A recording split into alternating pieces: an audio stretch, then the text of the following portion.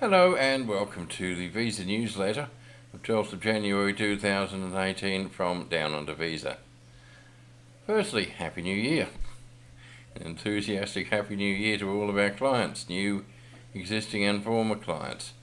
To those newer Australian Filipina couples who find themselves entering a scary and daunting tunnel that is the process of migration to Australia with Australian visas, to those who can see the light of the tunnel already, and to those Australian men and their Filipina ladies, wives and partners well and truly settled into their homes in Australia, to whom the scary times are well and truly over and who are just grateful to have each other, as it should be. To all of you, a Happy New Year. May this year bring you all that you want. May it especially bring you closer to those that you love. For us, we're just thankful to have played our part. Now, changes to Australian partner visas. Not all that scary, actually. The Australian Embassy staff in Manila were pretty speedy before Christmas, giving plenty of clients that very nice surprise. Even the Department of Immigration, which is now apparently known as the Department of Home Affairs, but no one has told us that officially, they managed to grant some offshore partner visas quicker than we would normally expect. Now, no idea if that will continue or not. But no new fees, and they promise to only raise fees in accordance with the Consumer Price Index every year on 1st of July. Now, decision-ready partner visa applications. As most of you already know, they are insisting on decision-ready visa applications for partner visas and prospective marriage visas. The days of putting in an incomplete application and waiting for them to provide guidance through the rest of the process, those days are long gone.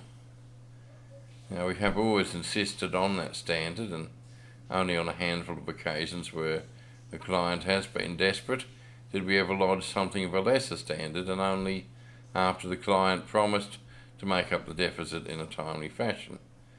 But even that is a thing of the past now, so try to understand why we do get tough with you, and why we will continue to be tough on you, so we can put together the best possible visa applications, which will put you and your relationships in the best possible light. Now, same-sex marriage and partner visas.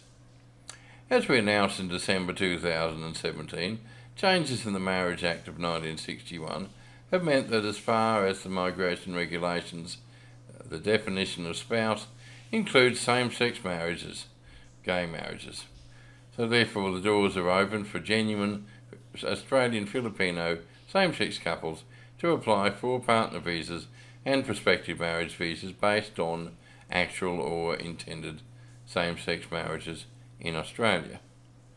Now, there is some misinformation getting around it about how that as the Philippines government itself doesn't recognise same-sex marriage, that it will not recognise Australian same-sex couples who marry in Australia. Now, look, that's completely and utterly untrue.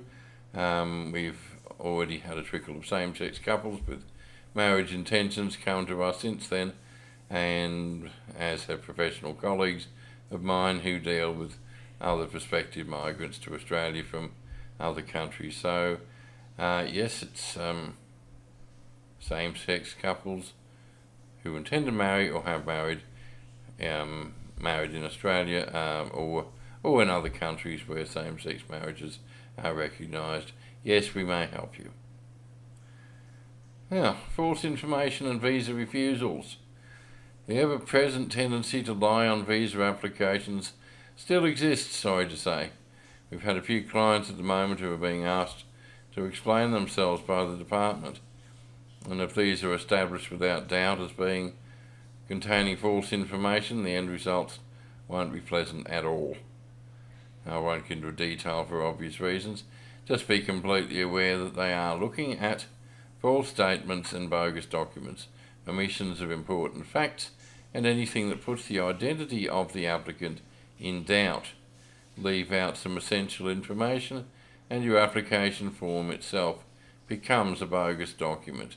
Leave out kids or other family members, including adult children or former de facto partners, for example, and you have made a false statement. Official documents with wrong information that could sway a decision or conceal some essential facts, and you've lodged bogus documents. And ignorance of mistakes is no defence at all. Saying that your parents or your auntie made the error is no excuse. So please take this all very seriously when we ask you to check and double check your facts, and try to understand why we won't lodge your visa the moment the last document lands on our desk. Act in haste and regret at leisure, something you will never see down under visa doing. All our warnings and our insistence on accuracy and thoroughness is all for you, our valued clients. Thank you. This video was brought to you by Down Under Visa, who specialise in visas for Australian Filipina couples. Please visit our website and complete a free visa assessment form. And please watch some of our other videos. Thank you.